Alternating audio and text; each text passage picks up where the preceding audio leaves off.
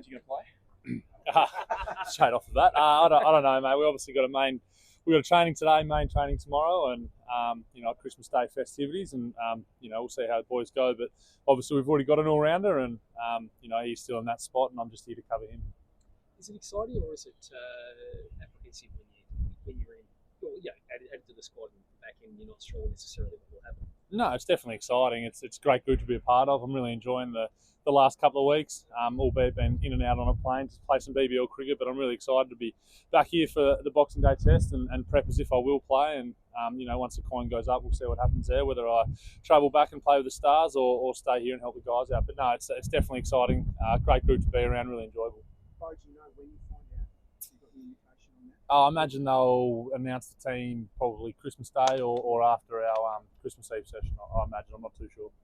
How are you going adjusting? I know you haven't played, but adjusting from Red Bull Nets to BBL playing. Yeah, it can be tricky, no doubt. I think the travel's part of it. Obviously, jumped on a plane late in Brisbane to get to Perth and play there, and then back to Melbourne game, and then to Adelaide. So the travel's one thing. Getting the body clock right from BBL when you're sort of going to bed at 1 and 2 a.m. and sleeping in plenty, to then back into red ball cricket where you start at 10 o'clock. So getting adjusted there, but it's part and parcel of the game these days. And I think I'll have it for the next 2 weeks as well. So just something I've got to get used to and try and prepare as best I can in both formats. And method-wise, you trust what you've been doing to be able to sit down? Yeah, I think so. It's I think I've got a lot of qualities in red ball that transfer pretty easily across the T20 cricket with both bat and ball. So it's not too hard from a physical sense. It's just getting the body clock right and staying sharp mentally. I suppose if a chance was to arise, I'd like to jump at it and grab with both hands. That is the piece of both mentally when you stand here and around the MCG, you sort of let your mind drift what it could be like on the morning of day one.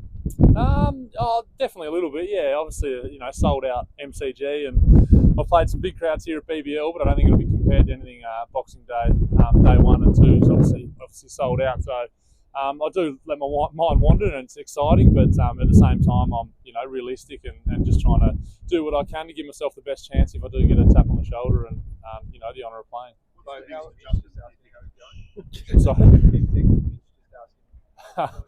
No, he's a great bloke, Mitch, and he's a fantastic cricketer and had some success in all formats. So as I said before, I'm just here to cover the big fella in case something goes wrong. But as it stands here, he's our number one all rounder.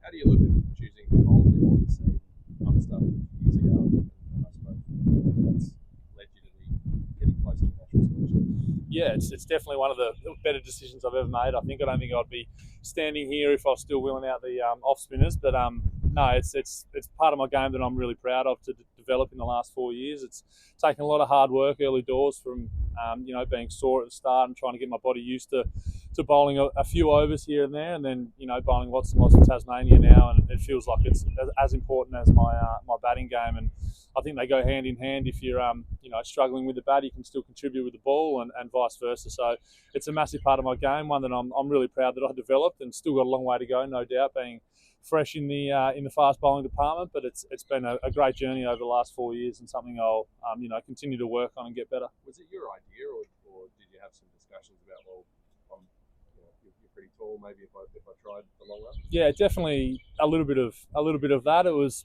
more so the need for an all-rounder down in Tasmania. We sort of didn't have one after Luke Butterworth and James Faulkner sort of finished up. We were crying out for an all-rounder, and I was floating around the batting order and settled at number 6. And if I could wheel out some medium paces, it was greatly enhance our team and give us the ability to play a full-time spinner, which we never used to do down in Bellerive after Xavier Doherty. So it was a combination of those things, and also that I felt like I could definitely contribute and impact games with the ball. And once I did give it a proper crack through COVID there, and with Adam Griffith on some technical stuff, it really helped, and it's sort of just taken off from there. And bowled a lot in England last year, and lots in Shield cricket the last couple of years, and it's I'm happy with them. And what's the most sort of overs you can bowl in a day? What's the load you've kind of used to?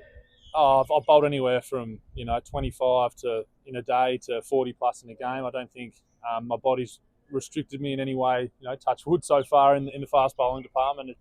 I don't exactly hit the crease as hard as some of the big fast bowlers, but I can bowl long spells, and I have done for Tasmania. So it's it's one thing that I'll be looking to improve definitely is fast bowling, and if they're ever required for the national team, I'll be more than happy to take it up.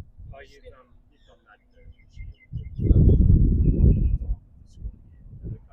do anything different to play test cricket or to get a chance. No, not really anything different. It's just a matter of keep doing what I've been doing. Like I said, I've had a really good 2 to 3 years and feel like I've got a routine and a prep down pat now for both bat and ball. And, that doesn't change whether I go through a couple of failures or have a tough day with the ball. I think I'm really well prepared in both departments. And,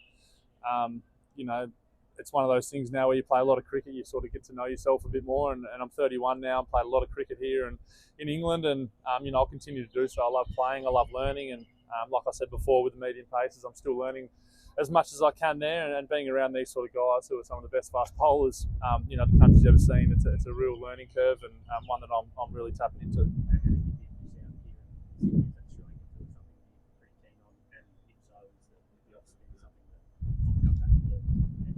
Yeah, I'd have to definitely have a chat to Bales and the selectors, but it's once you're in this environment, you get a real hunger to stay around. It's like I said, it's a great group, a very enjoyable one, and once I've been in the change rooms and rubbing shoulders with these guys, I don't want to leave. So yeah, Sri Lanka definitely on the cards. I'd love to see myself there. I'm not sure what the selectors are thinking there in terms of we know the wickets are going to spin and who we take there, but just as I'm happy to wheel out medium paces for the country, I'll be more than happy to do a job with off spin as well, and I'll still bowl them in shield cricket here and there when required if there's a couple of left-handers on strike or there's a wicket that's offering some spin, so they're definitely still there. Still working on the nets? Not as much as the medium pace. Obviously, with the loads and things these days, you need to stay on top of. But like if there is a chance I'm going to bowl them in a shield game, like I have done previously, I'll definitely work on them in the lead up. You with the bat and with the ball, we have seen you done well. You did really well in the domestic season as well. But if I have to ask you, what are your biggest strengths in your game with the bat and the ball?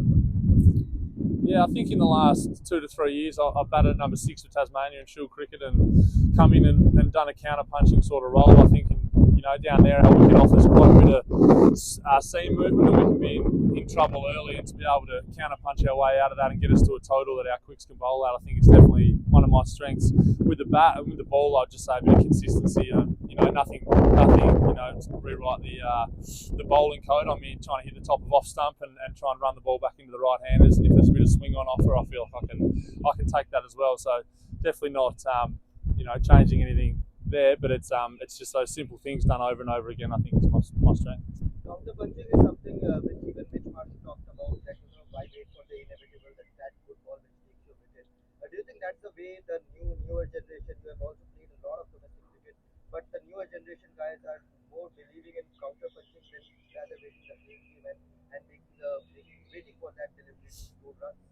Yeah, I think certainly here in Australia where we see a lot of seam movement, we've seen it this whole test, there's been plenty on offer for the quicks, and if you're standing there and not looking to score, I feel like it can be a bit of a sitting duck, and especially if it's one of your strengths like we've seen with Travis Head. He's obviously a free-flowing player, and he's made the most of it and tried to hit these experienced Indian bowlers off their length, and he's done it brilliantly.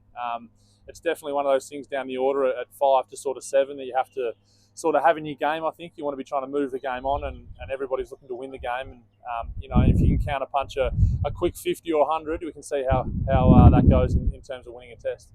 We might grab one of the other guys, mate.